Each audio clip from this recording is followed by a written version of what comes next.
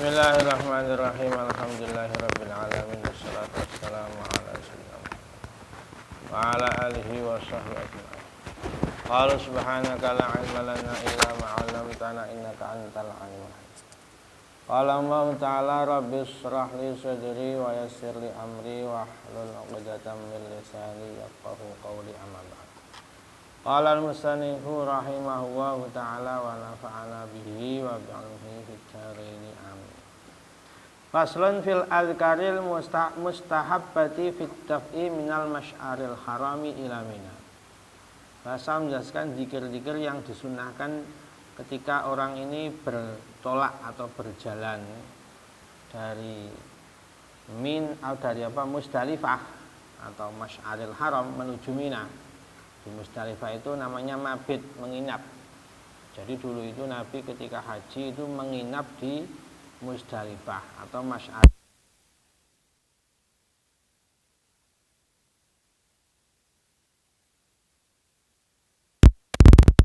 Itu menginap di Musdalifah termasuk kewajiban haji.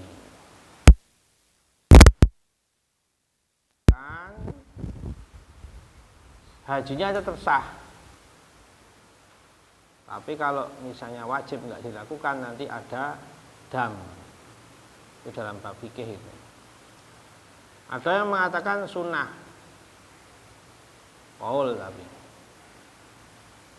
Ila Mina, dari Musdalifah menuju Mina ini sudah selesai wukuf. Jadi Nabi itu menginap di Musdalifah, menginap di Mina malam itu buat istirahat, menginap, siangnya buat ibadah. Lalu ketika perjalanan dari Musdalifah atau Masy'aril Haram menuju Mina, itu sebaiknya zikirnya apa saja. Idza asfaral fajrul insarafa minal Masy'aril Haram muttajihan ila Mina. Kalau sudah subuh fajar, malamnya menginap, fajarnya subuhnya bangun terus melanjutkan perjalanan ke Mina. Dari Musdalifah ke Mina. Kalau zaman dulu ya bisa jalan kaki atau naik kuda, naik unta zaman dulu. Kalau sekarang ya rata-rata sudah pakai bis. Pakai bis saja itu karena jamaah haji ada jutaan orang. Jadi bisnya itu juga ribuan bis. Jadi ribuan bis itu macet total, mengantri saking banyaknya bis. Karena mengangkut jutaan orang. Andaikan bis paling besar saja nggak sampai 100 orang muatnya. Nah ini yang di sana yang beribadah haji itu setiap tahun jutaan orang. Jadi ribuan bis yang dibuat mengangkut jamaah haji.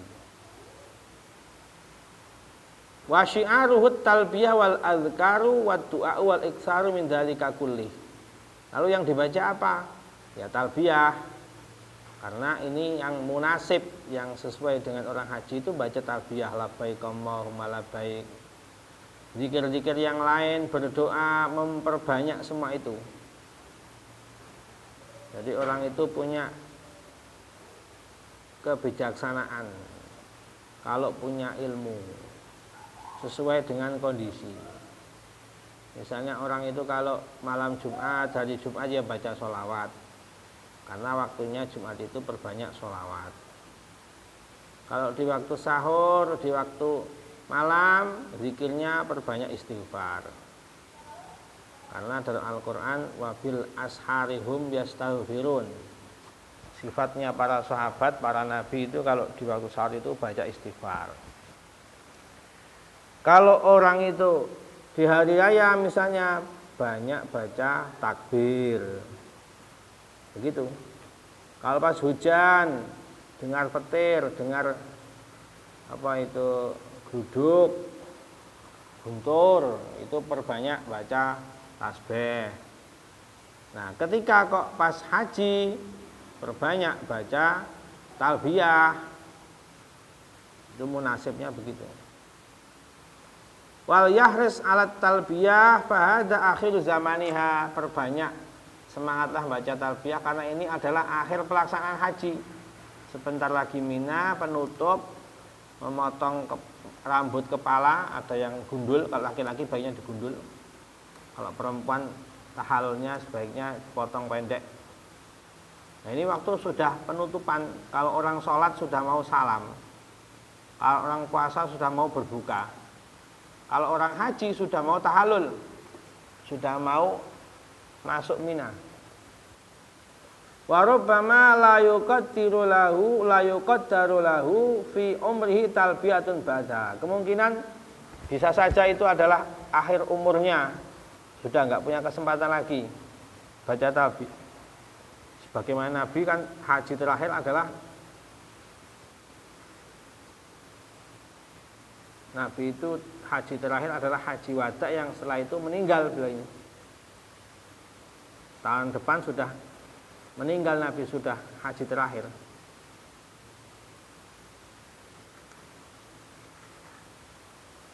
Faslun fil azkaril mustahabati bimina yauman nahar. Setelah masuk Mina apa yang dibaca ini? Zikir-zikir yang disunahkan. Idang sarafa minal masy'aril harami wa salamina yustahabu ayaqula alhamdulillahilladzi ballaghaniha saliman mu'afa.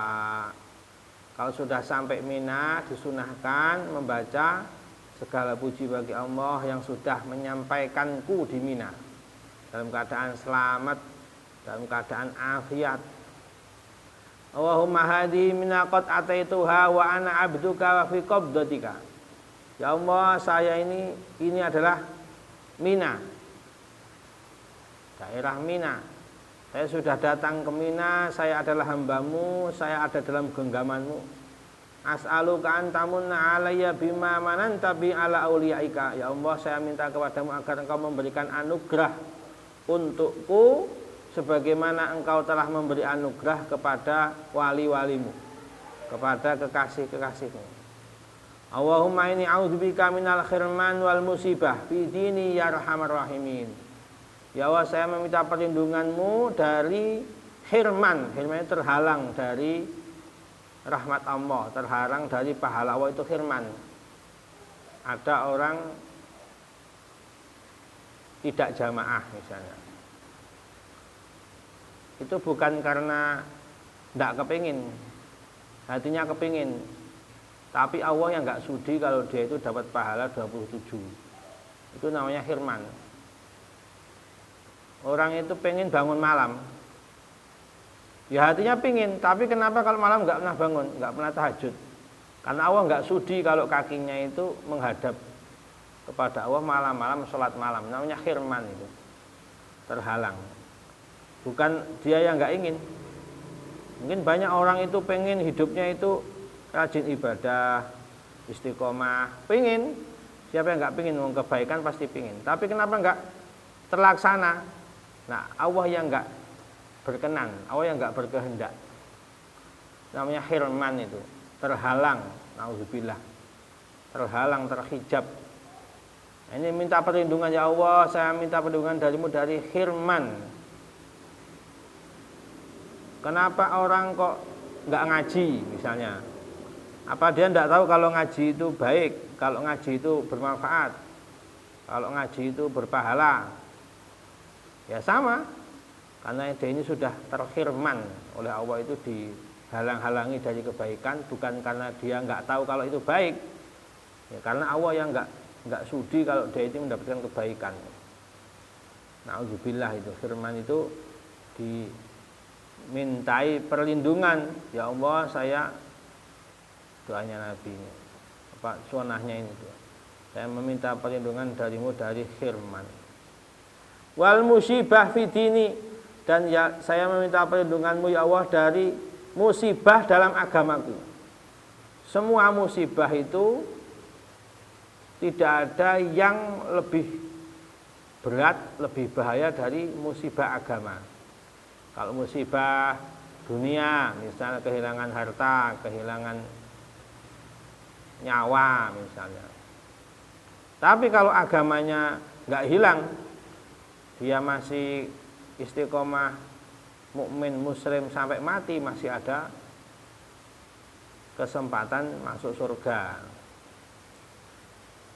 Tapi kalau dia banyak harta, sehat walafiat, panjang umur, tapi agamanya musibah, agamanya yang kena ini, tidak istiqomah dalam iman Islamnya, naudzubillah. Ini lebih bahaya dari musibah apapun, itu musibah agama. Makanya dimintai perlindungan, Allahumma inni a'udzubika minal khirman wal musibah fi dini. Ya arhamar rahimin. Wahai Allah, zat yang paling belas asih dari semua orang-orang yang belas asih. Allah itu sangat welas asih kepada kita ini. Paling welas asih. Manusia itu kalau ngasih ke orang itu pasti ada timbal balik. Misalnya bos ngasih gaji ke karyawan. Kenapa bos ngasih gaji ke karyawan? Karena dia berharap karyawannya kerja sama dia, rajin kerjanya, itu timbal balik. Nah, semua orang itu kalau memberi itu, kalau makhluk itu pasti berharap timbal balik. Kenapa kamu baik sama temanmu? Ya supaya dia juga baik sama saya. Namanya timbal balik. Kenapa baik sama orang? Karena kita butuh sama orang. Kenapa baik sama tetangga? Karena kita butuh bantuannya satu saat, misalnya begitu. Itu semua makhluk itu kalau berbuat baik itu pasti membutuhkan timbal balik. Tapi kalau Allah Subhanahu wa taala memberi kita makan, memberi kita sehat, memberi kita nikmat, Allah enggak butuh kita. Apa Allah terus butuh ibadah kita? Enggak butuh. Allah enggak butuh sama kita, tapi Allah memberi. Nah, itu berarti Allah arhamar rahimin. Tidak ada yang lebih rahim, yang lebih welas asih kepada makhluknya dibanding Allah Subhanahu wa taala. Enggak ada. Allah enggak butuh kita, kok kita dikasih nikmat, dikasih rezeki, dikasih sehat, dikasih kesempatan, dikasih banyak sekali nikmat yang sebenarnya Allah enggak butuh kita. Makanya Allah itu arhamur rahim. Fa idza syara'a fi ramyi jumratil aqabati qata'at talbiyah ma awwali khissatin wastaghala bit takbir. Kalau orang sudah memulai melaksanakan melempar jumroh, itu di Mina itu melempar batu. Jadi jumroh itu istilah kalau dulu iblis itu menggoda Nabi Ismail, menggoda Nabi Ibrahim, menggoda Sayyidah Hajar. Ketika ada perintah Nabi Ibrahim itu menyembelih putranya Ismail, itu iblis menggoda. Hajar pun menggoda. Itu anakmu mau disembelih kok boleh. Menggoda Nabi Ibrahim, itu kamu punya anak masih kecil kok disembelih apa enggak kasihan. Menggoda Nabi Ismail, kamu ini masih kecil kok tega sekali ayahmu mau menyembelih kamu. Nah, ini ngambil batu terus dilempar iblis itu. Ikhsya ya lain, dilempar ini. Terlaknat kamu iblis. Nah, ini simbol melempar jumroh menggunakan batu itu simbol melempar iblis, melempar setan. Jadi sampai hari ini itu masih ada mukjizat, masih ada tanda keagungan Allah. Jadi dalam riwayat itu kalau orang itu diterima oleh Allah ibadah melempar jumrohnya, itu batunya akan naik ke langit. Makanya menurut logika, kalau semua orang, jutaan orang, semuanya membawa kerikil batu, melemparnya 3 kali, setiap lemparan itu 7 kali lemparan, berarti batunya berapa setiap orang bawanya? Banyak. Dan itu pun ada 3 kali lemparan, jumroh ula, jumroh wusta, jumroh akobah, malam tanggal 11 Zulhijjah, 12 Zulhijjah, ada yang sampai Nafarsani 13 Zulhijjah. Itu ibadahnya itu melempari batu itu. Kenapa kok batu di Mina nggak pernah penuh? Harusnya penuh batu sana itu. Wong segitu banyak orang semuanya membawa kerikil batu semua. Tapi kok nggak pernah penuh batunya itu, kok nggak pernah memenuhi daerah Mina, harusnya secara logika ya penuh daerah Mina dengan batu itu, orang segitu banyaknya. Sampai hari ini pun nggak pernah penuh. Karena kalau yang diterima ibadahnya itu batunya ke langit, itu kata para ulama seperti itu, dibawa ke langit. Nah, ini ketika dia ini melempar jumroh akobah, maka jangan baca talbiyah, berhenti talbiyahnya, diganti baca takbir, Allahu Akbar, melempar ini. Fayukabbiru ma'akuli khisatin, setiap takbir, setiap batu dilempar baca takbir. Biasanya tambahi bismillah, bismillah Allahu Akbar. Jadi kalau orang umroh, orang haji itu biasanya kalau dia biasanya kan ada travel atau KBIH, itu biasanya pasti dikasih dari Kementerian Agama pun dikasih buku saku atau buku yang dikalungkan. Di situ isinya doa-doa, zikir-zikir. Kalau pas di Mina baca ini, pas di Musdalifah baca ini, pas jalan ke Wukuf ke Arafah baca ini, lengkap itu doa-doanya itu. Nah, itu juga diambil dari kitab ini Azkar misalnya, ada apa yang dibaca di sini. Jadi kalau nggak hafal tinggal dibaca. Nah, tapi juga di buku itu biasanya banyak yang di kitab Azkar ada, di sana nggak ada. Atau kadang di Azkar ini nggak ada, di buku itu ada. Karena saking banyaknya doa yang dibaca itu. Kalau nggak hafal ya dibaca. Ada tulisan Arabnya, ada terjemahannya. Walau sanu al-wuqufu inda doa, tidak disunahkan berdoa di Mina. Karena nanti akan membuat zahmah, membuat orang ini berdesakan.